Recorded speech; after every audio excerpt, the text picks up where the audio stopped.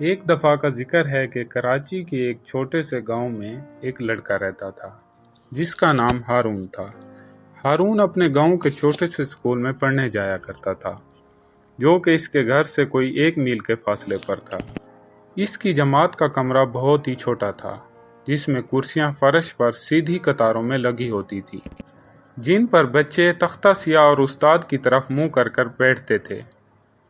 وہاں ایک طرف الماری بھی تھی جس میں بچوں کی کاپیاں اور کتابیں وغیرہ رکھی ہوتی تھی۔ ان دنوں گاؤں کے اسکولوں میں یہی رواج تھا۔ ہارون ایک اچھا لڑکا تھا جو کہ اپنے بڑوں کی، اپنے والدین اور اپنے استادوں کی عزت کیا کرتا تھا۔ وہ روزانہ بہت صبح سویرے اٹھتا تاکہ وہ وقت پر ناشتہ کرے اور پھر وہ گھر سے نکل کر کھیتوں سے گزرتا ہوا اسکول میں وقت سے پہلے پہنچ جاتا تھا۔ وہ بہت محنت کرتا اور اپنے والدین کی اس نصیحت پر عمل کرتا کہ آج کا کام کل پر نہیں چھوڑنا ہے۔ اسکول میں تفریح کے وقت ہارون اپنے دوستوں کے ساتھ کبڈی کھیلا کرتا تھا اور ہارون کو یہ کھیلنا بہت پسند تھا۔ ہارون کے محلے میں ایک دھوبی بھی رہتا تھا جس کا نام تاجو تھا۔ تاجو کے پاس ایک مریل سا گدھا تھا جس پر سوار ہو کر ہر ہفتے ایک گاؤں میں جاتا تھا اور وہاں کے لوگوں سے میلے کپڑوں کی گٹھلیاں جمع کر کے لاتا تھا۔ پھر وہ گدھے پر سوار ہو کر دریا پر جاتا اور وہاں پر وہ کپڑے دھو کر لاتا تھا۔ تاجو کی ایک بری عادت تھی کہ وہ جب گدھے پر سوار ہوتا تو وہ بیچارے گدھے کی ٹانگوں پر زور زور سے چھڑی مارتا تھا۔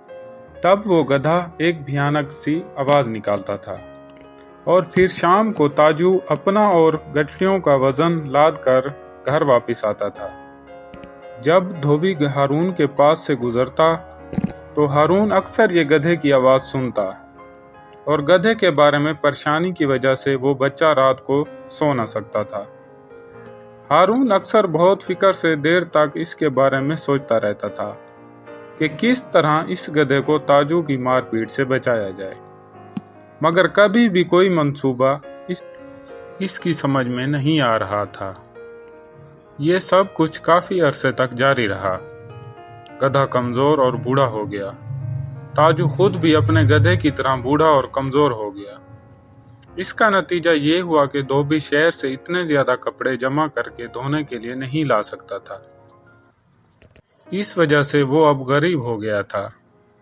اب اس کو اپنے گدھے کی دیکھ بھال پہلے سے زیادہ مشکل لگنے لگی۔ اب تاجو نے گدھے کو تازہ گھاس کھلانے کی بجائے بچا کچا کھانا دینا شروع کر دیا، لیکن اس کی گدھے کو پیٹنے کی عادت نہیں بدلی۔ پھر ایسا اتفاق ہوا کہ ہارون نے اپنی جماعت میں سب سے زیادہ نمبر حاصل کیے۔ ہیڈ ماسٹر نے اسے خاص انعام بھی دیا اور ہارون گاؤں میں بہت مشہور ہو گیا۔ اس کے والدین بہت خوش ہوئے اور وعدہ کیا کہ ہارون جو بھی خواہش کرے گا اس کی پوری کی جائے گی۔ اس رات جب ہارون اپنے کمرے میں سونے کے لیے گیا تو اس بیچارے گدھے کی آواز تھوڑے فاصلے پر سنائی دینے لگی۔ ہارون نے فیصلہ کیا کہ وہ اپنے والد سے گدھے کو خریدنے کی خواہش کرے گا اور اسے یقین تھا کہ اس کام میں اس کے ابا جان اس کی خوب مدد کریں گے، مگر اسے ڈر تھا کہ شاید تاجو اس بات کو نہ مانے۔ دوسرے دن صبح سویرے ہارون اپنے باپ کے پاس گیا اور اس سے خواہش کی کہ میں تاجو کا گدھا خریدنا چاہتا ہوں۔ اس کا باپ یہ سن کر بہت حیران ہوا کہ آخر تم تاجو کا گدھا ہی کیوں خریدنا چاہتے ہو؟ تم کوئی اور پالتو جانور کیوں نہیں رکھ لیتے؟ لیکن ہارون نے کہا، نہیں ابا جان، میں تاجو کا گدھا ہی خریدنا بہتر سمجھتا ہوں۔